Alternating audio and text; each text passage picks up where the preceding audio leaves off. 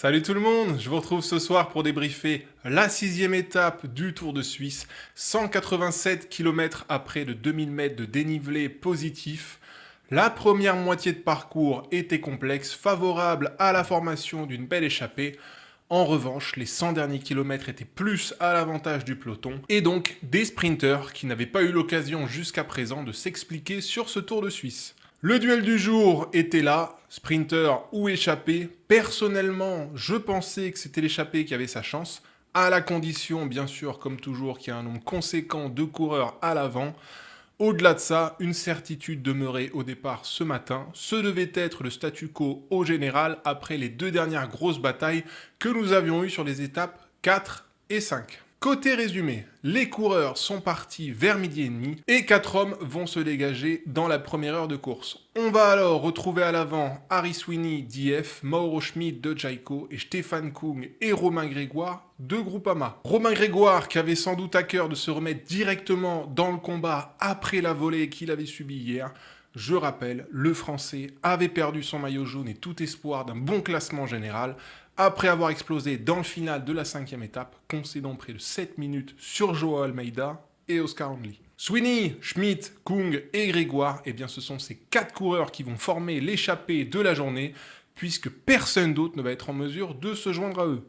Et à l'arrière, dans le peloton, plusieurs équipes vont s'entendre pour garder ces 4 bonhommes à portée de fusil. Parmi ces équipes, on va retrouver très logiquement Red Bull pour Jordi Meeus ou Lotto pour Arnaud Delis, mais quoi qu'il en soit, avec 4 coureurs seulement à l'avant et plusieurs équipes intéressées derrière par un sprint, inutile de vous dire que la balance était totalement déséquilibrée et totalement à l'avantage du peloton. Cette situation de course va perdurer jusqu'à l'orée de la dernière heure de course, puis à 36 km de l'arrivée, Romain Grégoire va être distancé de l'échappée après s'être dépouillé pour Stefan Kung. L'écart est alors d'1 minute 20 sur le peloton, le final est extrêmement rapide, les kilomètres s'enchaînent, le peloton s'arrache pour recoller à l'échappée, et pourtant à 10 bornes de l'arrivée, Harry Sweeney, Stefan Kung et Mauro Schmid ont encore 20 secondes d'avance sur le peloton. Le boulot de l'échappée est remarquable, d'autant que derrière le peloton ne fait pas semblant. Lotto, Picnic et Red Bull se dépouillent pour revenir au contact. Arnaud Delis est d'ailleurs rapidement isolé. À 5 bornes de la ligne, l'écart est encore de 15 secondes. L'échappée semble alors gentiment remporter le bras de fer contre le peloton, mais derrière, d'autres équipes viennent chasser et UAE, Astana et Tudor condamnent définitivement l'échappée au kilomètre. L'emballage final est assez décousu et finalement aux 300 mètres, Danny Van Poppel jaillit au meilleur des moments pour propulser Jordi Meeus. Le Belge est lancé à la perfection, rien à faire pour la concurrence. Et au terme de cette sixième étape, eh bien c'est Jordi Meeus qui s'impose devant Davide Ballerini, deuxième, et Lewis Hasky. Puis ce sont Michels, Burati, Van Poppel, Bittner, Lapera, Mayhofer et Oldani qui complètent le top 10. Au départ de ce Tour de Suisse, j'avais pointé 3 sprinters, Jordi Meeus, Pavel Bittner et Arnaud Delis. Et bien au terme de la seule étape qui leur aura convenu, le premier s'est imposé, le second est 7e et Arnaud Delis est 15e. Rien à dire dans le cas de Jordi Meeus avec l'abattage de Van Poppel dans les 300 derniers mètres. Il ne pouvait pas se louper. Impossible. Pour Pavel Bittner, c'est un tout petit peu décevant. Le jeune Tchèque a beaucoup de mal à confirmer sa superbe Vuelta de l'année dernière. Et pour Delis, il faut le dire, c'est encore la clim. Ses équipiers se sont dépouillés pour qu'il puisse jouer la gagne aujourd'hui. Et factuellement, le résultat n'est pas à la hauteur du travail de ses collègues. L'année 2025 d'Arnaud est dans l'ensemble extrêmement compliquée. J'espère que ça va aller vers le mieux dans les semaines à venir. Mais je vais être direct avec vous. Pour moi, il n'a pas sa place sur le prochain Tour de France au sein de la start list Lotto. Vous me direz ce que vous en pensez en commentaire. C'est mon avis et je suis très curieux de lire le vôtre. Bien, au général, pas de changement, Vauquelin est toujours leader devant Julian Alaphilippe et Joao Almeida. Alors, avant de vous parler de l'étape de demain, j'aimerais revenir sur ce qu'on aura vu aujourd'hui de l'échappée et de sa formidable résistance. Alors, les mecs ont été gardés à portée de fusil par le peloton tout au long de la journée, et lorsqu'ils n'étaient plus que 3 à 26 km de l'arrivée, Ils avaient encore 1 minute 20 d'avance sur le peloton, ça semblait complètement mort. Eh bien, il a fallu 25 km d'une chasse redoutable pour attraper les 3 gars qui étaient devant. Harry Sweeney, Stefan Kung et Mauro Schmid. Alors, c'est vrai que ces 3-là sont des grosses machines à rouler dans le peloton, que c'est très dur pour les gars en chasse de revenir sur ces 3 gars. Mais il faut quand même qu'on constate quelque chose ces derniers mois dans le peloton professionnel, c'est que ça devient une galère au global pour les équipes d'aller choper l'échappée qui est à l'avant, et que ce genre de situation qu'on a vu aujourd'hui, eh bien c'est pas la première fois que ça se produit. Il y a quelques jours sur le Dauphiné, sur la 5e étape, il y avait 3 coureurs français en tête de course dans le final. Benjamin Toba, Thibaut Garnalec et Jordan Labrosse. Ces 3 coureurs avaient 1 minute d'avance sur le peloton à 30 km de l'arrivée. Eh bien, il a fallu 28 km de chasse, mais à mort derrière, pour attraper ces 3 gars-là. Et les 3 Français avaient été revus à 2 km de la ligne. Et là encore, il y avait eu un petit peu la même émotion qu'aujourd'hui, à savoir de se dire, bon, à 30 km ou à 25 km comme aujourd'hui, on se disait, c'est absolument mort, jamais de la vie ils vont pouvoir se disputer la gagne aujourd'hui. Et pourtant, dans les derniers kilomètres, plus la ligne d'arrivée se rapprochait, plus on était en train de se dire, ça va être chaud pour le peloton quand même de les rattraper.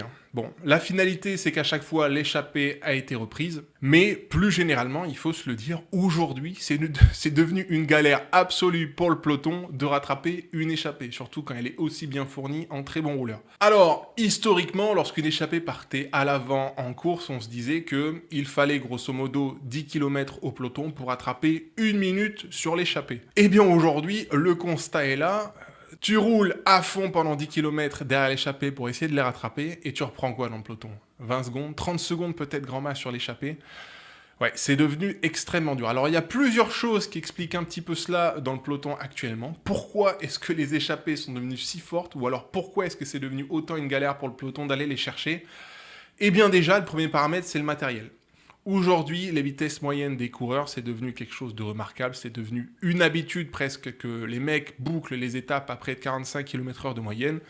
Et forcément, là où avant 10 km de course, ça représentait à peu près 15 minutes d'effort, aujourd'hui, ça en représente 12. Et donc, en conséquence, tu as beaucoup moins de temps pour attraper les mecs qui sont devant. La minute, tu ne dois plus la boucher en 15 minutes, mais en 12. Le deuxième point, bien évidemment, c'est l'entraînement. Aujourd'hui, tout le monde est devenu une espèce de machine à rouler, quel que soit le secteur. Le peloton professionnel est à un niveau record ces dernières années. Et donc, il n'y a plus de petite échappée. N'importe quelle échappée est constituée de coureurs extrêmement solides. Et donc, pour les équipiers en poursuite derrière, oui, ça devient super dur de recoller sur les mecs de devant. Et puis, le troisième paramètre, et pour moi le plus important, c'est qu'aujourd'hui, avec les données physiques qu'ont les coureurs sur leur boîtier au niveau du compteur, et bien désormais, les échappées contrôlent à la perfection leur rythme de course et ont encore, en conséquence, énormément de jus dans le final. C'est terminé le temps où les échappées coinçaient après 180 km d'échappée. Désormais, que ça soit 50, 100 km, 150, 200 km de course, tu sais exactement à quel rythme, quel niveau te situer pour ne pas craquer, et tu es capable de tenir ce rythme-là jusqu'au dernier kilomètre. Et ça, c'est quelque chose de notable, et je pense que c'est le principal paramètre qui fait qu'aujourd'hui, les échappées sont devenues hyper dangereuses à tous les niveaux. Et si on va plus loin, ce constat, c'est peut-être aussi l'une des raisons pour laquelle on ne laisse plus de crédit conséquent à une échappée lorsqu'on souhaite se disputer un sprint au terme d'une étape. C'est fini les échappées fleuves de 5, 10, 15 minutes. Encore une fois, il y a 20 ans, on pouvait laisser 5 minutes à une échappée à 70 km de l'arrivée et la revoir dans les 10 derniers kilomètres. Ouais. Désormais, tu leur laisses un crédit max de 2 voire 3 minutes parce que tu sais que dans les 50 derniers kilomètres, 3 minutes, c'est devenu un enfer à boucher. On l'a vu aujourd'hui, on l'a vu sur le Dauphiné il y a quelques jours, on l'avait vu également sur le Tour d'Italie. 3 ou 4 gars seulement à l'avant, eh bien ça reste une belle menace. Donc oui, ça c'est une réflexion que je voulais avoir au terme de cette journée. L'échappée a été remarquable de résistance, et voilà aussi pourquoi le peloton ne laisse plus aucun crédit à qui que ce soit devant lorsqu'on veut jouer un sprint à l'arrivée. Voilà, ça c'était pour la petite réflexion du niveau des échappées au global dans le peloton professionnel aujourd'hui. Si on revient au Tour de Suisse, demain c'est la dernière étape en ligne avant le chrono de fermeture, et quelle étape! 207 km à parcourir. C'est l'étape la plus longue de ce Tour de Suisse. Et à cela, on ajoute 3200 mètres de dénivelé positif. C'est du lourd. C'est une des très belles étapes de ce Tour de Suisse. L'échappée aura sa chance, bien évidemment. Mais ce qui va nous intéresser, c'est la lutte entre les gars du général, que ce soit à un deuxième échelon ou pour la victoire d'étape. Dans le final, il y a donc 2 Borédard et je pense qu'il y a quelques bonhommes qui ont tout intérêt à tenter pour se rapprocher de Kevin Vauquelin. La bagarre se fera déjà à 20 km de l'arrivée dans le Birkenstock, 5,5 km à 7,9% de moyenne. Et si la différence ne se fait pas ici, l'ascension finale vers Emetten mettra tout le monde d'accord. 3,9 km à 8,1% de moyenne. De mon point de vue, Kevin Vauquelin et Julien Alaphilippe ont toutes les qualités sur ce type de parcours pour contenir leur adversaire. Joao Almeida est bien évidemment l'adversaire numéro 1, mais dans la quête du podium, attention, grosse pancarte sur Oscar Handley.